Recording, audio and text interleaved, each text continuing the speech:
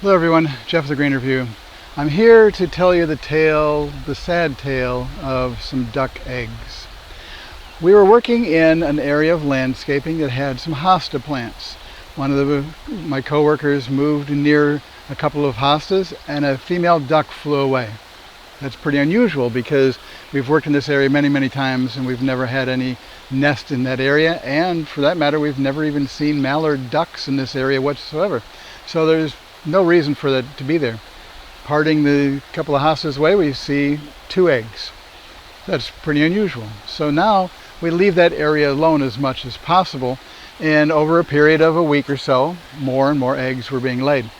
Now at the same time, I was working in an area that got some stinging nettles on my hand, and that stuff really itches and it was causing blisters.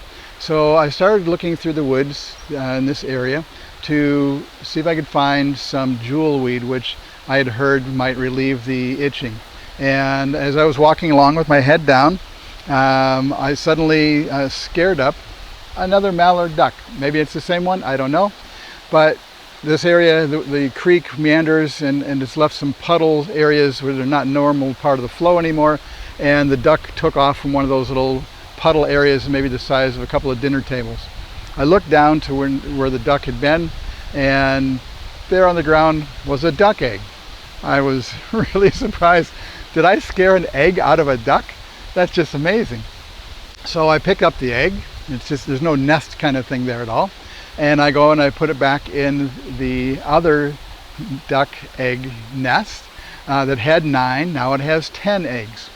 For the next week or so, we noticed the duck was never there. I had sprayed deer spray on the hostas in that area because we have a problem with deer eating the hostas. I thought possibly maybe the spray got on some of the eggs or something. I don't know.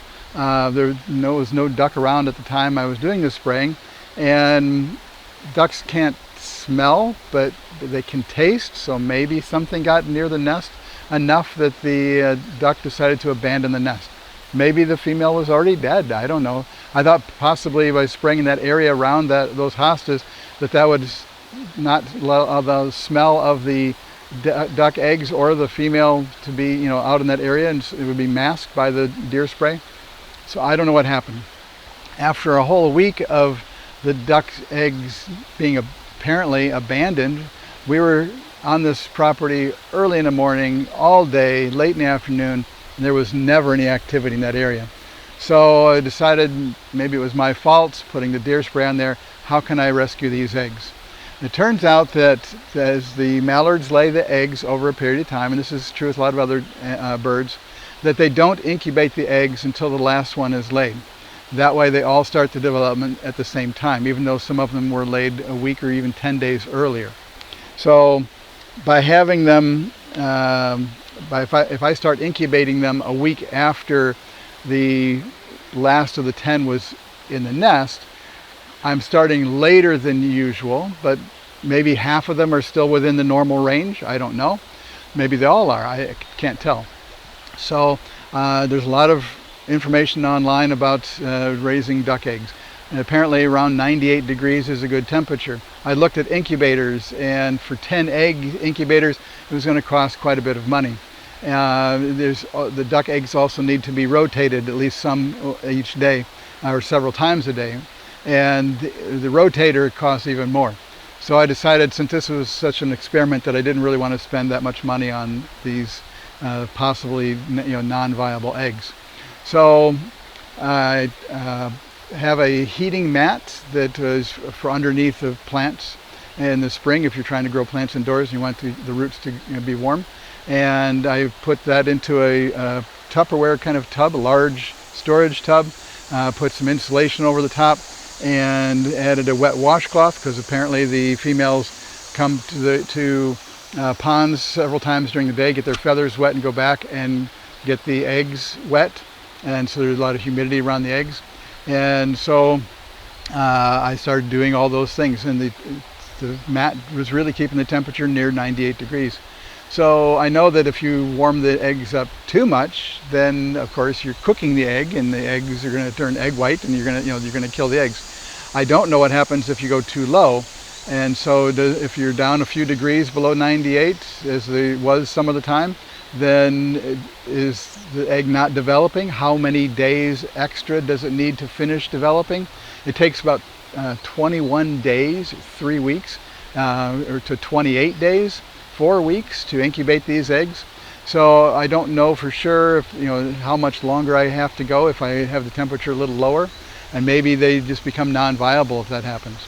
After the first day, we put a flashlight on them, and it's really hard to see, but all we could tell was that there was mostly empty space and there was a dark area, so that's the yolk. So they all looked the same on the first day. A week later, several of them had large dark areas. Some had different kinds of other spots and stuff on the inside, and 6 of them had veins apparently starting to develop. You could see definite lines radiating out like a spider web. So we thought that's appropriate, and if you look online again, there's a lot of information on what the eggs should look like on each day, and so apparently we were on the right track. On the second week, 14 days in, halfway through, we found that 3 of the eggs, when you candled them, something inside would move, and so we realized maybe that's something that's alive. The eggs are doing well. Now, during those first 2 weeks, we were moving the eggs twice a day, moving the whole tub twice a day, taking it to work and back and plugging in it at work and trying to keep them warm. And so they were doing a lot of jostling. So is that jostling normal? I don't know. I was turning them a little bit, about an eighth or quarter of the way around every 2 hours on the even numbers all day long, not during the night, but during the day. And so we were apparently still having some success. We went from 60% success at the end of 1 week to 30% at the end of 2 weeks. At the end of 3 weeks, the eggs looked like they were all just doing about the same, so all kind of dark on the inside, large areas that were dark. So is that something good? We couldn't tell without knowing anything about these. And so that last week you do a lot less rotating, and I ended up not taking them to work for a few days so that they could stay stable. Whenever I did move them, I put a wet washcloth over the top and pulled it tight over a wire mesh that they were sitting on, so that I could hold them in place and they wouldn't go flinging around and if I go around corners. They were jostled, but so at the end of 4 weeks, no peeping, no sounds, no nothing. And so we waited an extra 5-6 days, and here we are. And so nothing is developing, nothing is peeping, nothing is happening.